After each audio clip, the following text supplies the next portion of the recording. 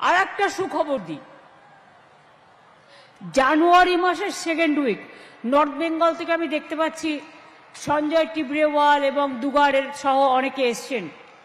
মহাকাল মন্দিরের শিলান্যাস হবে, জমি কিন্তু আমি দেখে নিয়েছি, রেডি করে দিয়েছি, পুজোর দিনও আমি মনে মনে ঠিক করে নিয়েছি।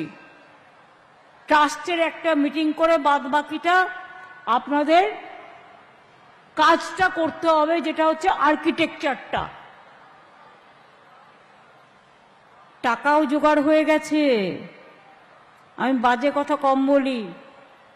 এই যে দুর্গা মন্দিরের ট্রাস্ট ইতিমধ্যেই যা টাকা জমা পড়েছে তাতে আমার মায়ের মূর্তির দাম উঠে গেছে।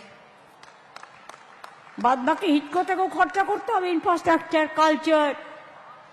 আমাদের 250-300 কোটি টাকা নানা রকম সাংস্কৃতিক অনুষ্ঠান, ইনফ্রাস্ট্রাকচার, ট্রান্সপোর্ট, কার পার্কিং, এগুলো তৈরি করতে হবে। সুতরাং আপনারা জানেন এর আগেও